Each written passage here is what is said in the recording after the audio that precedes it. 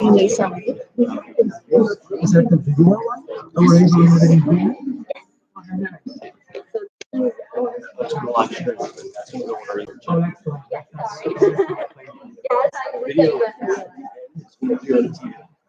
I know that I have to sit on. Yep. Right here. Yep. Absolutely. No issue. Okay. We'll be towards very good.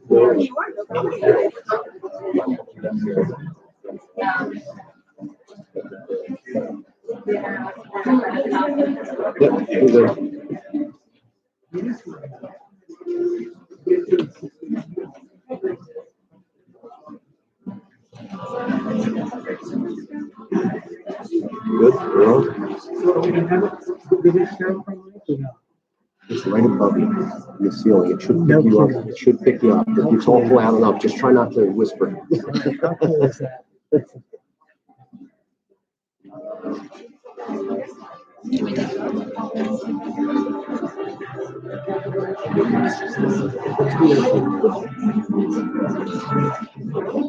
Yeah, so you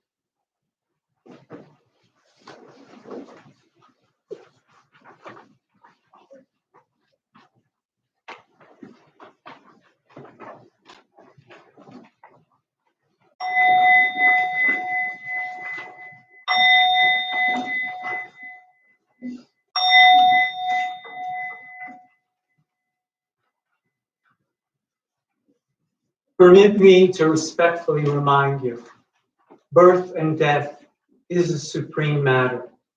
Everything is of the nature of impermanence. Everyone is of the nature of impermanence. Even Roshis. Gone, gone, forever gone. Opportunity is too often lost. Do not squander your life. These words are said at the end of all teaching and liturgy sessions that we have at the monastery. And today we are here because of an ending, because of the ending of the life of our dear Roshi. Death has taken our beloved Clarence Stephen Reichenbach III, known to some as Brother Stephen and to others as Seijaku Roshi.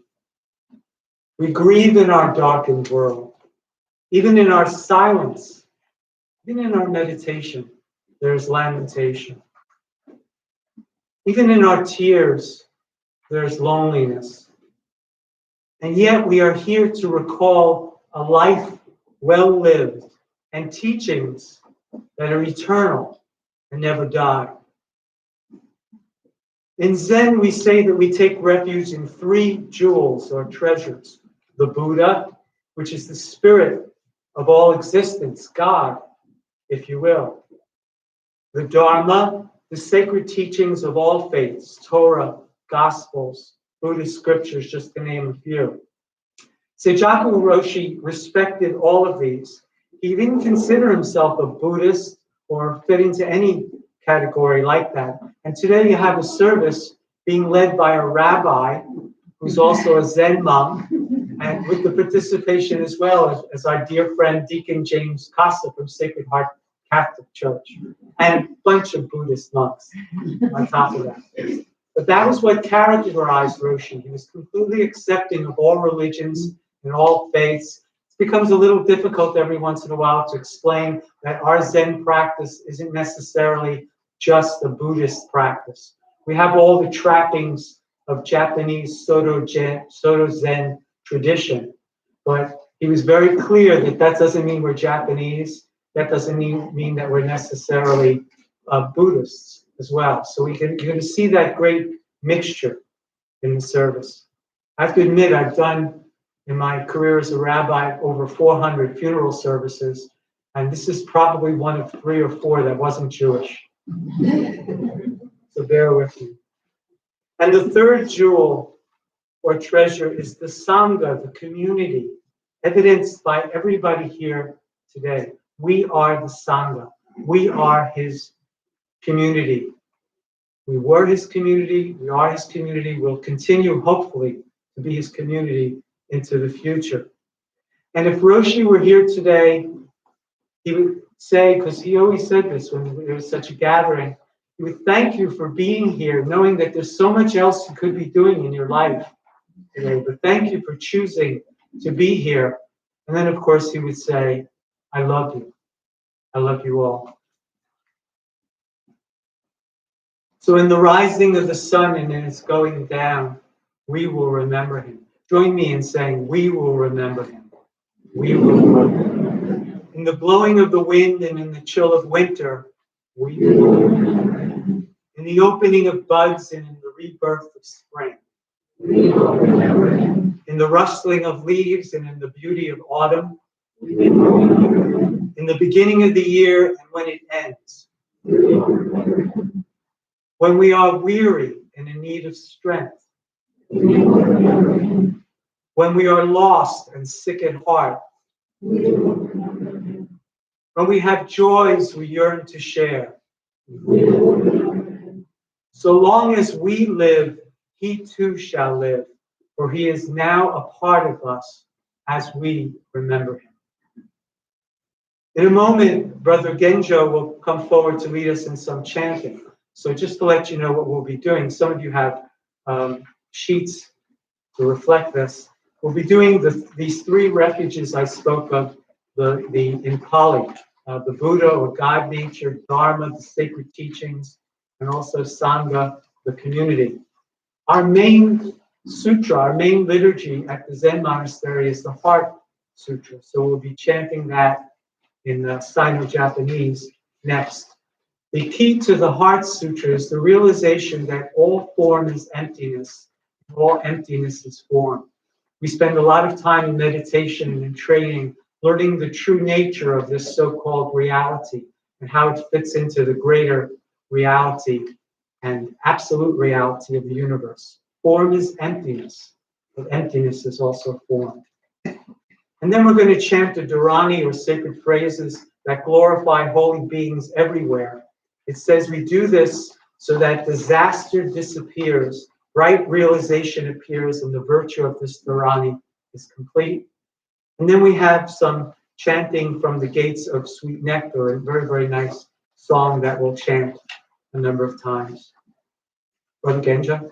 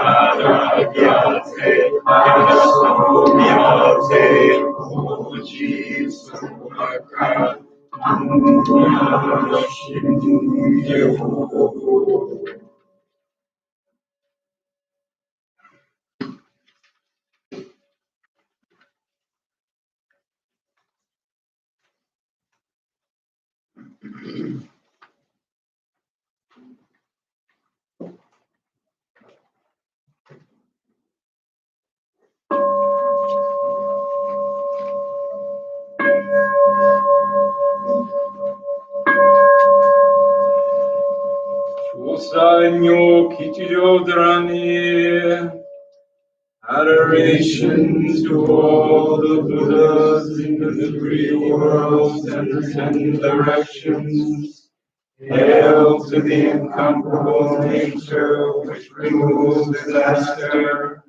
Hail to the incomparable nature which pervades the entire universe, revealing the Trikaya according to circumstance. Dharma is light, the great light itself. Its glorious light pulls all beings into the realm of Buddhas.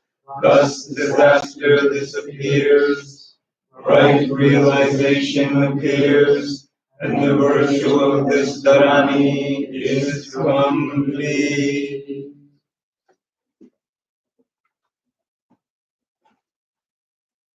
So we welcome everybody to sing this next part with us, if you would.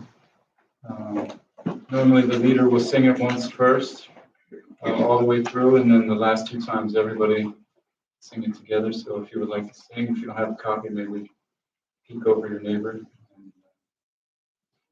It's a very powerful prayer.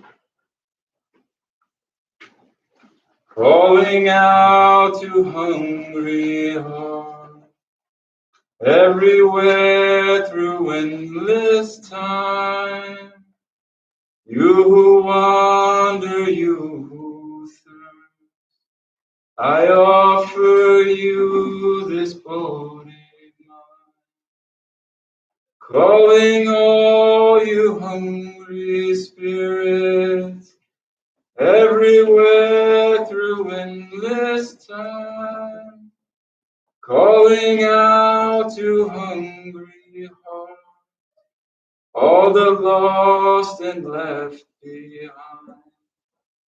Gather round and share this meal.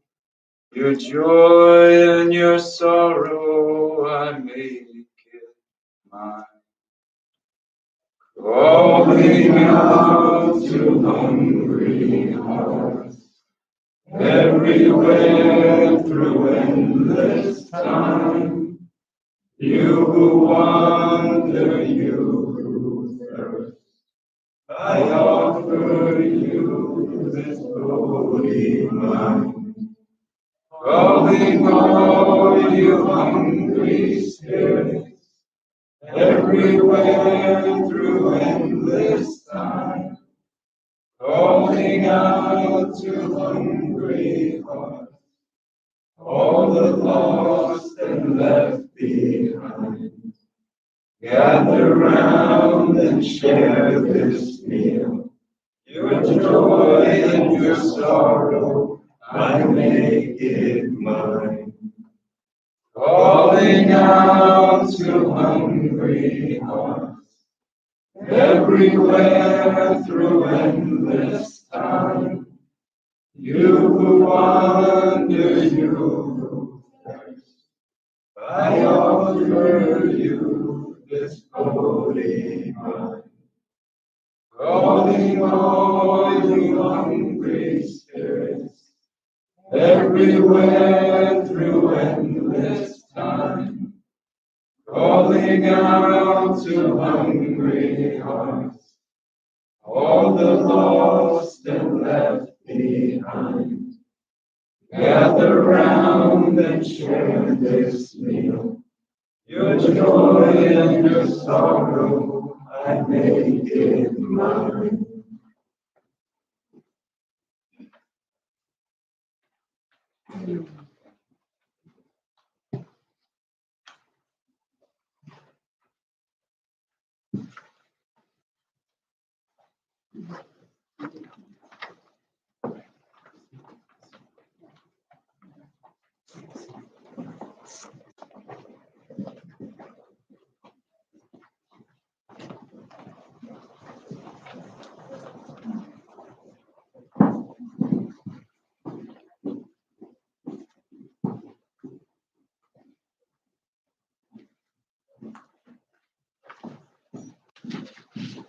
So these are the monks of Pine Wind Zen community. We're in Chemung, New Jersey. You could go to the website pinewind.org. You could read all about us. And we also invite you to join us for Zen practice, be part of this, and to further Roshi's legacy in that way. This time I'd like to call up Roshi's niece, Darlene.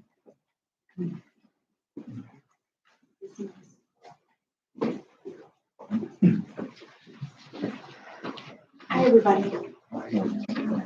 Bear with me, I'm nervous. My Uncle Steve, whom I affectionately called my Munkle Steve, meant a lot to me growing up. We have a small family on the side of the family, as you can see, that keeps getting smaller. We just lost my grandmother and his mother last year, and my mom's been through a lot. I want to thank you all for coming today and sharing your stories with us and my family of how you loved my sweet Uncle Steve. And I want to tell you a side of him that I'm not sure you knew. Many of you probably did. He was hysterical. He's one of the funniest people I've ever known, and if you see us up here smiling and laughing, it's because that is what he did for us every time we were together. He always had a joke and a movie recommendation. And he just brought joy and silliness and sarcasm and all of that to the family in a way that was really powerful and we will never forget. I went to college in Long Island, and then I moved to New York to pursue acting when I was right out of school. And he came up for some sort of conference, and he had his robes on, and he met me in Midtown, and we went to have Korean food. And we sat down, and he was just calmly talking to me about my apartment, my friends, my job, just random things, typical uncle-niece conversations. And at one point mid-story, he interrupted me and he said, "You were made for New York. We're gonna be fine." I didn't know I was being tested, but that was the kind of person he was. He was paying attention and keeping an eye on you. And from that point on in the conversation, he seemed to relax. Everything was good, and he was just coming up to check on me. And he's right. I was fine, and I am fine. And a lot of that I learned from him. As the rabbi pointed out, he had a lot of different religions, which I watched him go through growing up as his niece. And he occasionally, I'd always ask my mom, I want to beg to sleep over. I want to stay where Uncle Steve is staying. I just wanted to stand in his world for a while.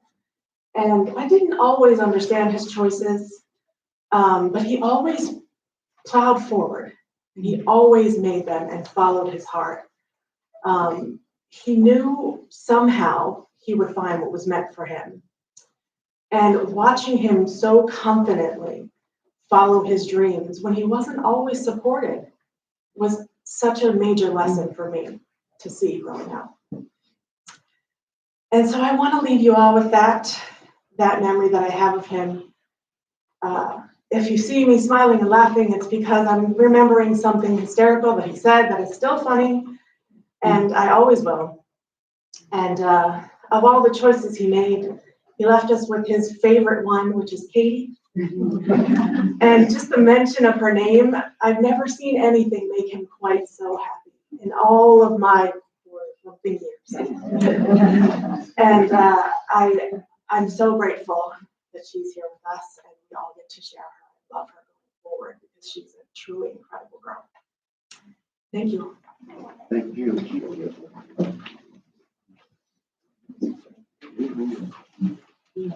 Thank you, Doreen. Yes, we have been exposed to his humor. It goes with the territory. This time I'd like to call up Sensei Emyo. He's one of our monks that we give the honor of having the title of sensei, a major teacher, and he's actually the one that trains the monks for us at the monastery.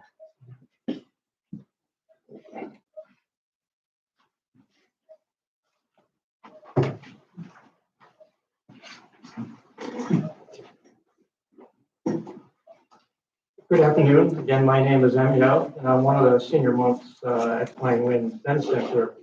When my fellow monks asked that I speak to everyone today about how much Roshi meant to us, I feel like I was given kind of an impossible task. What I mean by that is Roshi meant so much to us in a very personal way. He touched all of our hearts differently. Sometimes it would be at one of his teachings, primarily with maybe Zen Chat, Roshi's signature program on Saturday nights. Or perhaps it was one of the Wednesday nights when he was able to teach on Wednesday nights.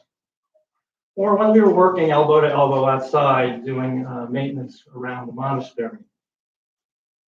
Or perhaps during spiritual counseling. We would walk away, sometimes scratching our heads, sometimes in awe, and sometimes a very different person.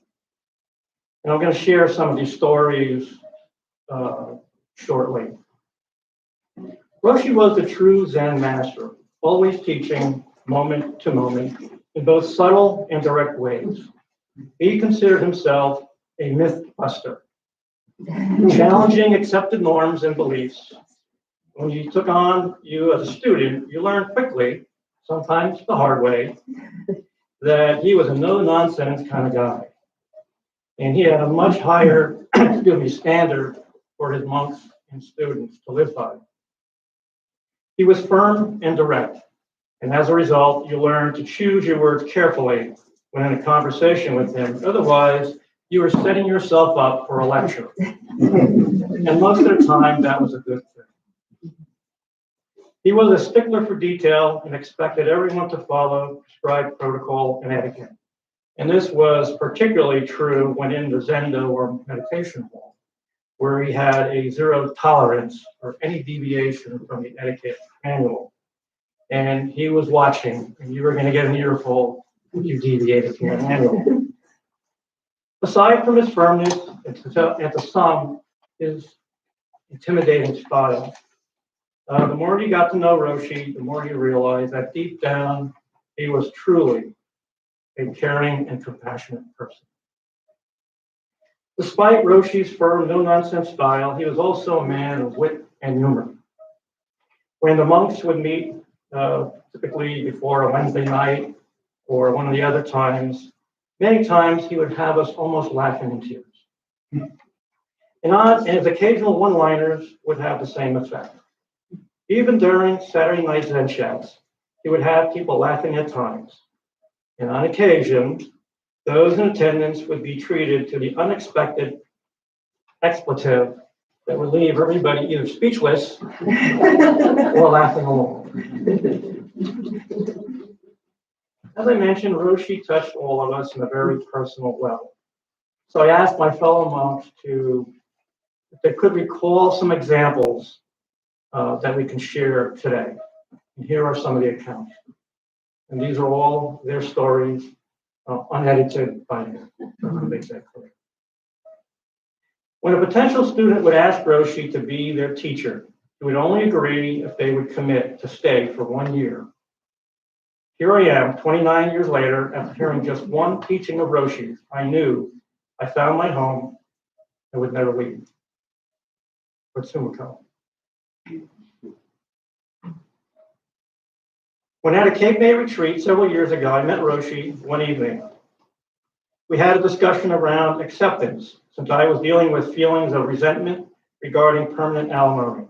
With time and subsequent talks about forgiveness in particular, I've come to appreciate how important that discussion was for helping me move past resentment and give myself the gift of forgiveness. It has also opened me to commitment again. Fran and I are to be married in October this year in Arizona in a Buddhist ceremony by a priest, Roshi suggested. Roshi has never failed to send Fran his love when we talked. And I am grateful for his presence in my life, both past, present, and in the future, in my heart and mind. Chico. Quite a few years ago, at an October half-day meditation retreat, We were all sitting quietly at on our meditation cushion in a zendo full of people. A monk who was sitting against the wall heard something move behind him. He knew from experience that it was a snake that found its way into the zendo. So when the bell rang to start walking meditation, he moved quickly in a stealth way to grab the snake without getting bit, and rushed out the door into the community room and then outside to release the snake. He was so proud of himself for doing the impossible. Because one, he just averted mass hysteria in Zendo, and two, he didn't get bit. Euphoria, however, was short-lived. Because waiting for him at the Zendo door was Roshi. He proceeded to lecture the monk that he just set a bad example for all monks in robes, because he made too much noise visiting the Zendo, and a monk should know better. Never mind you, the monk was holding a snake. When the monk proceeded to explain that he just performed the impossible, Roshi became indignant. He yelled at him the words, "Too much self," which in Zen speak means too much ego. The monk went back into the Zendo bewildered by the encounter with Roshi, pride deflated, but having a greater appreciation that under no, I repeat, no circumstance is Zendo etiquette ever to be violated, not even if you are struggling with an unruly snake. That monk was me. Still can picture that encounter. When teaching, Roshi frequently quoted Webster Buddha, referring to a common dictionary as a resource for wisdom and clarity. During a Zen chat some years ago, Roshi said three of his favorite words were courage, audacity, and faith. Webster Buddha teaches us that courage is the mental and moral strength to venture, persevere, and withstand danger, fear, or difficulty. Roshi has been the exemplar of courage these recent years, ever my teacher. Webster Buddha informs us that audacity is a willingness to take bold risks. Before the pandemic hit, Roshi offered me the precepts, which are vows taken by Zen practitioners. He once described them as a commitment to fathom the unfathomable. I believe that is a definition of bold. Whenever I felt doubt on this path, which is often, Roshi reminded me that it's okay if I don't understand it in my mind. I can know it in my heart, which speaks of faith, the complete trust or confidence in sorrow or something. One final definition, this time from Jesus. It does not insist on its own way. It is not irritable or resentful. It does not rejoice in wrongdoing, but rejoices in the truth. It bears all things, believes all things, hopes all things, and endures all things. It never ends. Roshi spoke of this word often, love, afuku. I remember Roshi and I, just the two of us, in the Zendo at dawn. The sound of the singing birds and pine cones and acorns hitting the roof of the Zendo. Incense spiraling upwards from the Buddha altar. We become as one. Time stops. We recite the three jewels together. The sun comes up. We say farewell with an embrace that fills me with love and peace for my ride home. Our last embrace to send him on his journey home with all the love I have. We shall meet again, brother Daitoku. To my teacher, Sujaku Roshi, my best friend, thank you for this path, the sojourn, the way of sharing your heart, soul, and presence with all of us, leaving us no one behind. Just telling me to just show up. Speak my own truth. You are enough. You are a follower of the way, and giving me my Dharma name, which means carrier of the Buddha, has changed my life. Taking care of Roshi the past few months has been a gift of the beloved one. I shall carry it in the caverns of my heart forever. It's okay. Shortly after I began meditating at home, I discovered that there was a Zen monastery less than an hour away from my home, and decided to take a look for myself one hot, very hot day in August. Parking in the empty lot, I walked around the Zendo entrance and tried the door. Finding it locked, I leaned against the glass to peer inside and was startled to hear a voice behind me saying, "Can I help you?" I turned to see a stern, sweaty, middle-aged man in a sleeveless t-shirt looking at me. He looked to me like a truck driver, or perhaps a caretaker. But after explaining myself, I saw his features soften and realized I was looking at the Roshi himself. He explained that this was a quiet time at the monastery, and that I should come back in September to sit with the community.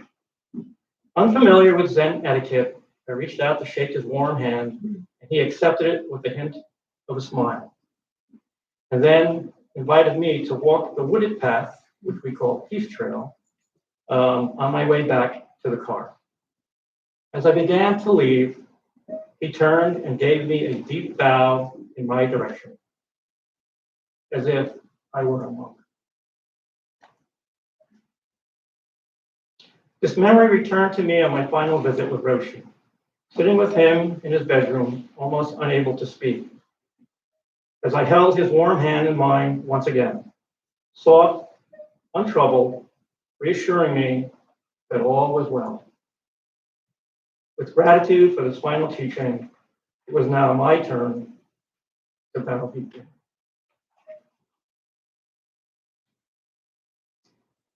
Leaving him to explore the path beyond. Second.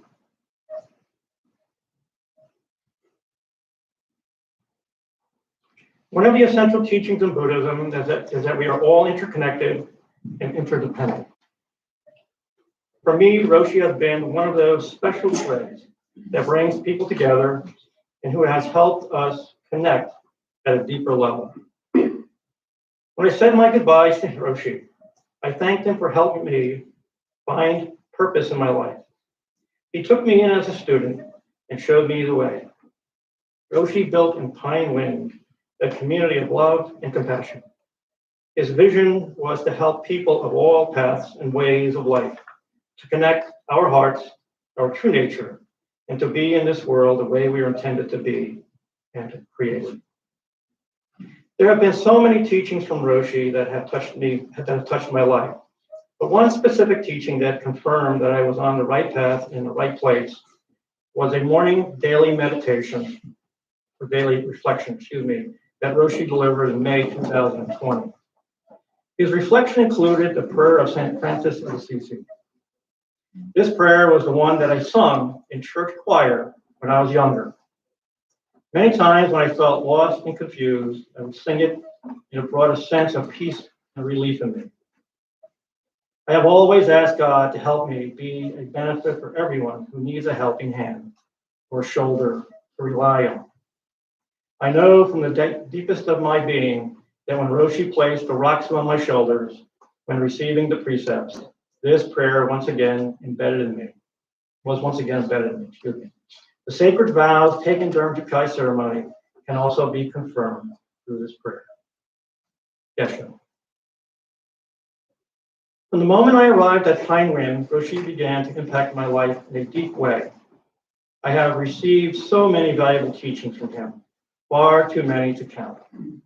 Family has always been one of the most special parts of my life, and my role as a husband and father has always been of utmost importance for me. One of the most profound and impactful teachings I received from Roshi when I asked him one day, how do I balance the responsibility of protecting and guiding my three amazing daughters, who I love, with allowing them the space and freedom to learn and grow, and without forcing my beliefs and expectations on them? The teaching that Roshi offered was so simple, yet so profound. He said to me, we do not own our children, Although we refer to them as our children, they do not belong to us like a possession of ours. Our responsibility is to protect, guide, and nurture them without forcing our own expectations on them of who and what we want them to be. They will find their own way. I realized that my teacher was giving me a lesson on letting go of illusion and delusion of control, and that the teaching applied not just to being a parent, but also to every aspect of my life. His words left an indelible mark on me, and I carry his teaching with me always, ever present in my heart. Don't. The last piece that I want to share is actually a poem. In Zen Buddhism, when the abbot or teacher is dying, it is traditional for a poem to be written either by him or her or by a monk for that person. This is a tradition that has been carried on for centuries. Genjo, our monk and a resident poet, Pai Wen, prepared this poem for Roshi on behalf of all the monks and students.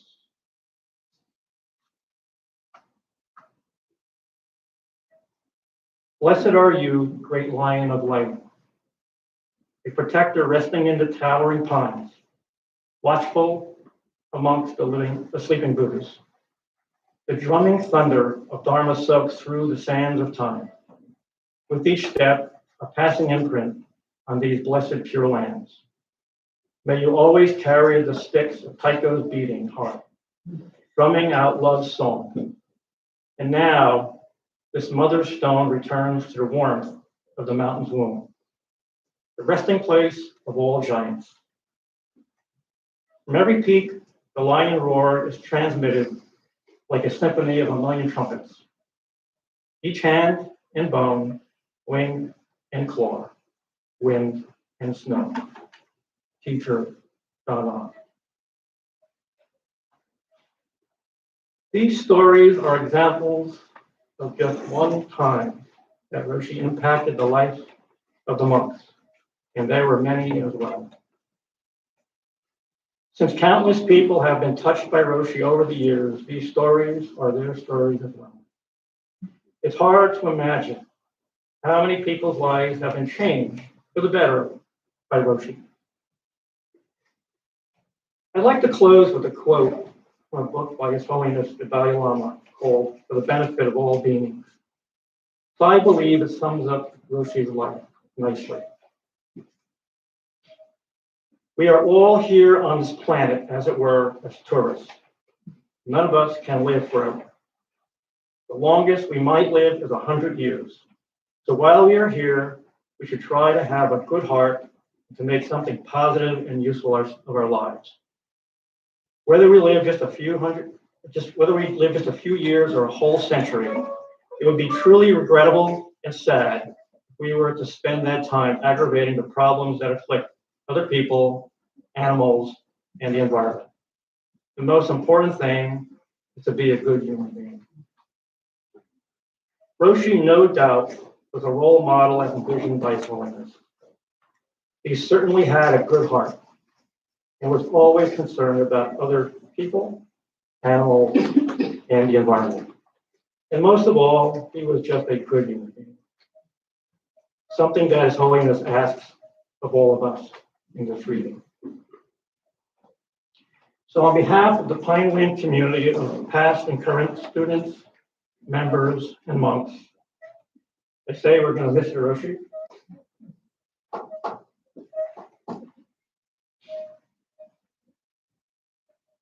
We're going to say goodbye.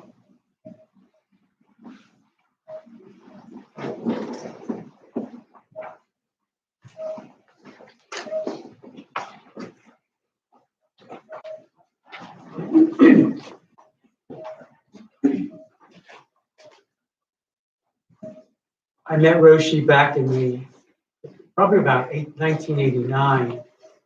And at that time, we became friendly with Deacon James Casa from Sacred Heart Church. In fact, we got along so well, and we so enjoyed talking about religion and spirituality that we decided to take it on the road.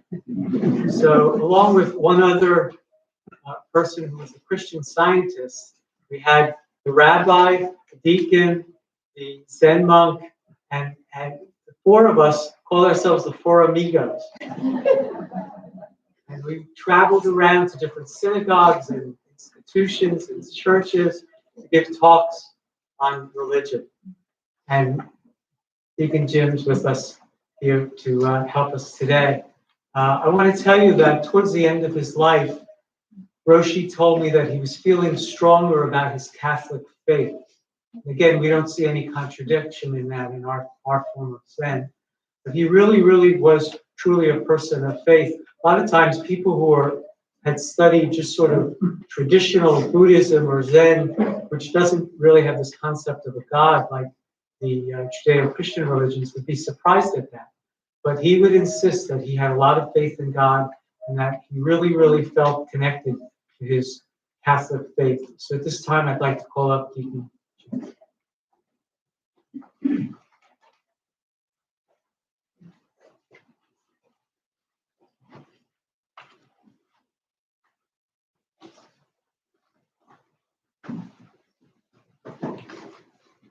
Thank you, Rabbi Simon. We had the Four Amigos. Lots of fun, lots of enjoyment doing that. And we still bond and we continue to bond.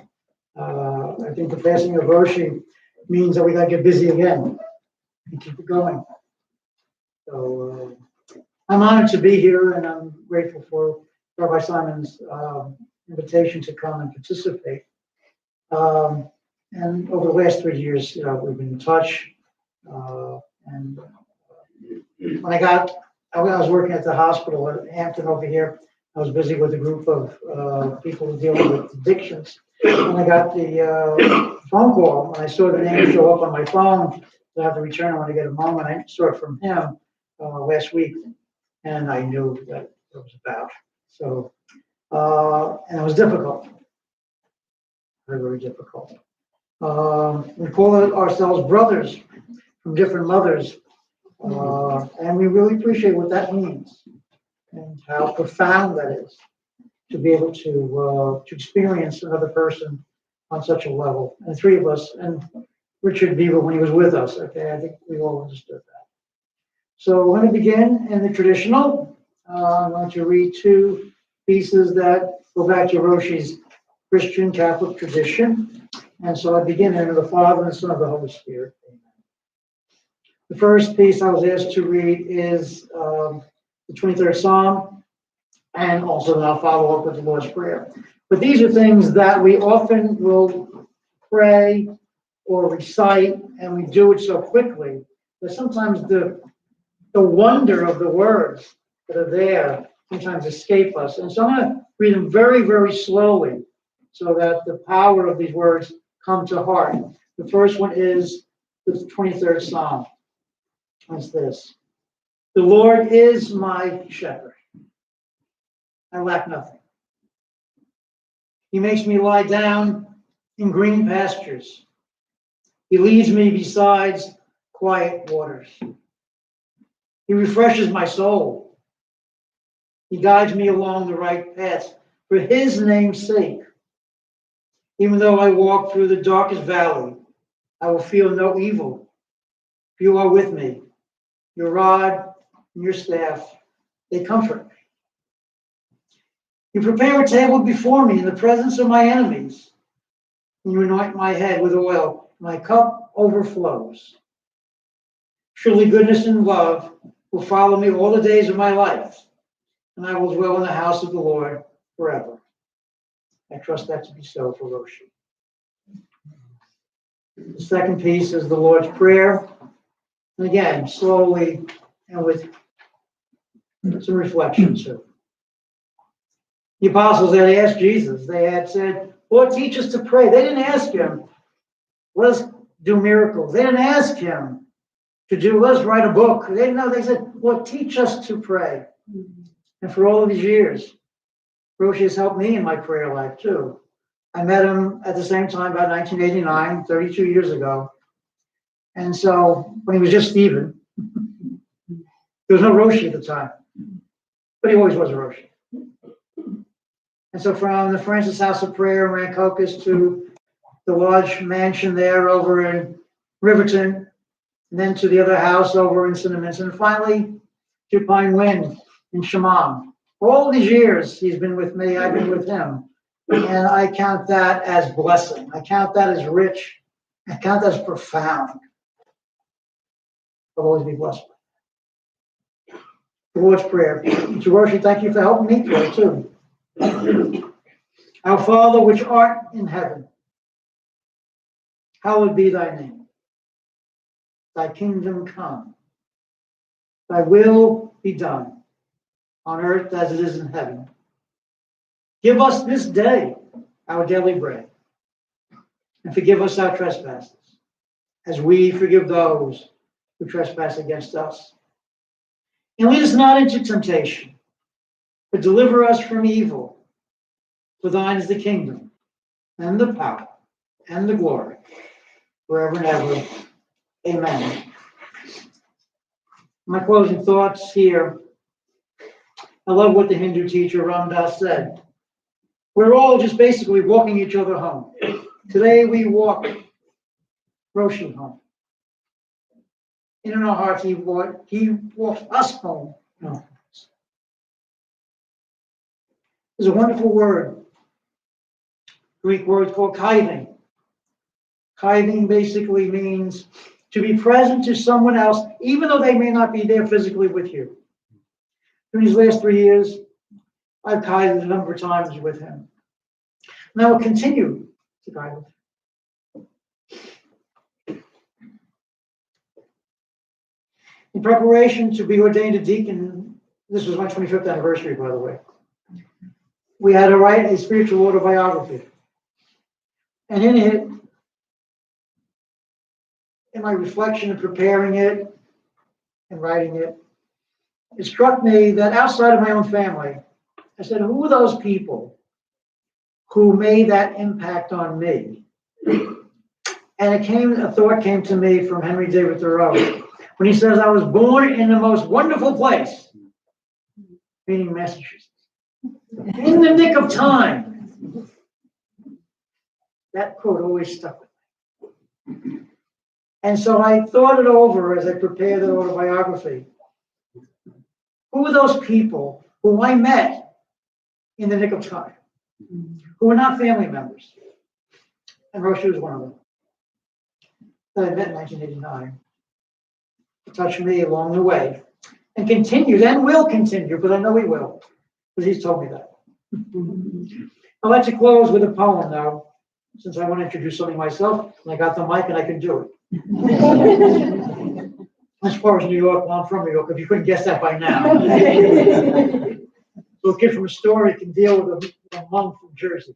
The poem is the wonderful poem, Wild Geese, by Mary Oliver, and I want to share it with you. You do not have to be good. You do not have to walk on your knees for 100 miles through the desert repenting. You only have to let the soft animal of your body love what it loves. Tell me about despair, yours, and I will tell you mine. Meanwhile, the world goes on. Meanwhile, the sun and the clear pebbles of the rain are moving across the landscapes, over the prairies and the deep trees, and the mountains and the rivers. Meanwhile, the wild geese, high in the clean blue air, are heading home again. Whoever you are, no matter how lonely,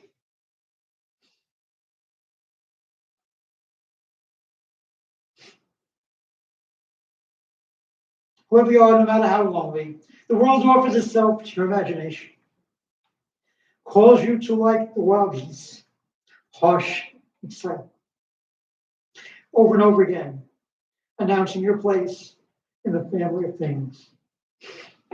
Thank you, Roshi, for reminding me of that for 32 years.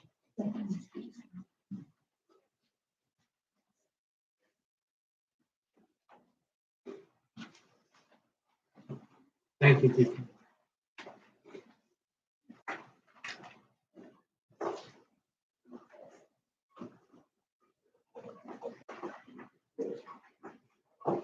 So as you heard, Roshi and I met over 30 years ago at the Francis House of Prayer. We were on a clergy retreat there. He was Brother Steve in those days. And shortly after I started hanging out with him, I said to him, Roshi, I want a daily Zen practice. What should I do when I wake up in the morning for my Zen practice? And he said, okay, wake up in the morning. He says, you have that like prayer shawl thing that you Jewish people wear? He says, put that on. He says, you know those straps that you wrap around their arms? Called tefillin, right? I said, yeah. He says, you put that on.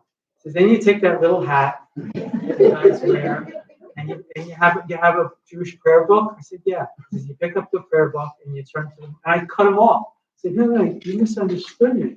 I want a Zen practice. And he looked at me and he said, you're a rabbi, right? I said, yes. He said, Zen is about being authentic. If you're authentically a rabbi, that's your Zen. And I remember that ever since. I feel sad, obviously, for the loss, but I also feel sad because I promised Roshi something that I wasn't able to fulfill. When he got sick, we promised each other that he would get over it, he would be healed, and that we would be crotchety old monks together. I don't know about the old part, but the crotchety part came through. But Roshi, I'm sorry, because of the nature of the universe and the impermanence of all things, that I wasn't able to fulfill that promise, and for the two of us to grow old together and be crotchety or otherwise old monks.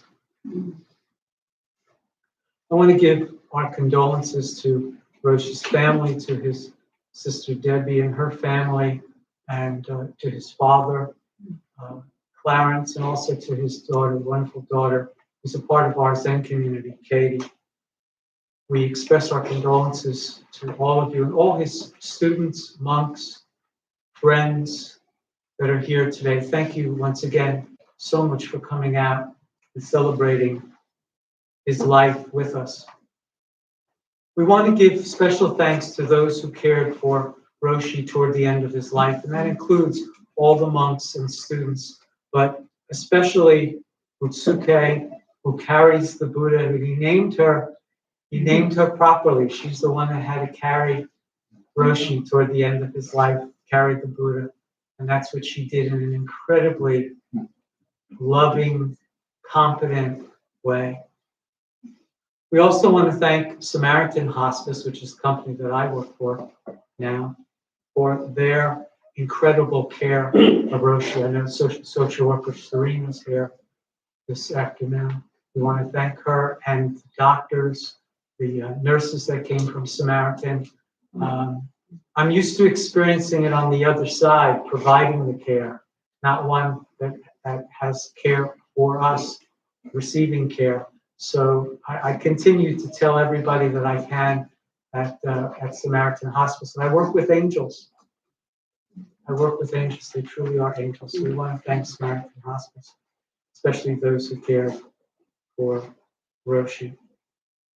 In terms of announcements, I just want to say that please go to our website, pinewind.org. We are going to continue Roshi's teachings and Roshi's Zen approach. So please join us. We're doing more and more in person with the lifting of the COVID restrictions. There's still some things we do online. Check it all out at the Pinewind website. Also, there's an opportunity there to give a donation in Roshi's memory. And we ask if you're at all moved to do that, please give such a donation. Fellow monks, any other announcements?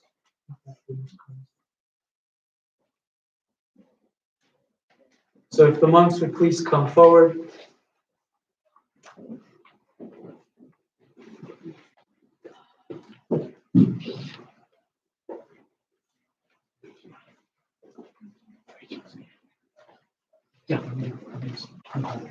Which we're going to do now. So we're going to do the great vows for all if you have that on your sheet. We take these vows very seriously. These are the Bodhisattva vows. And Roshi lived his life according to these 4 vows.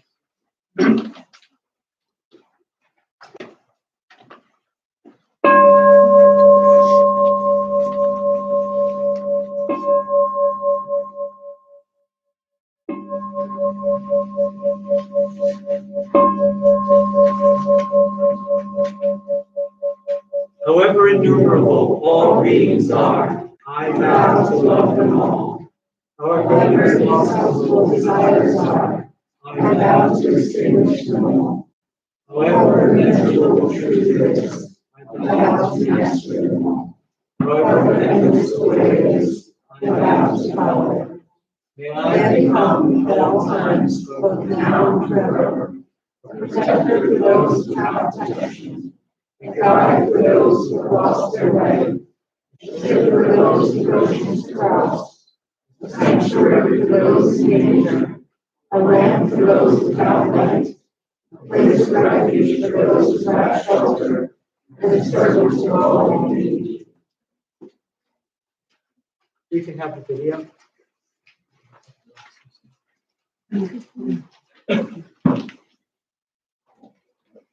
Watch the video, Peter.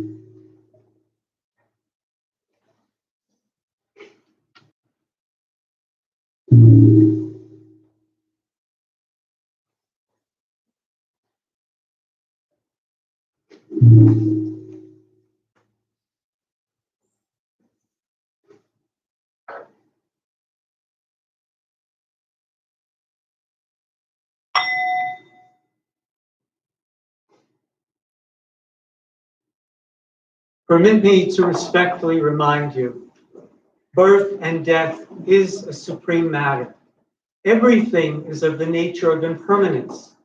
Everyone is of the nature of impermanence. Gone, gone, forever gone. Opportunity is too often lost. Please do not squander your life.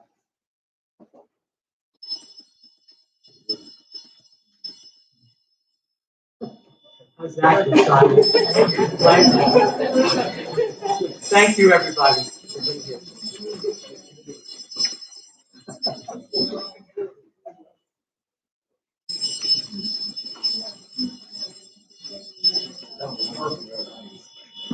Didn't know that was going to happen. Roshi's still here.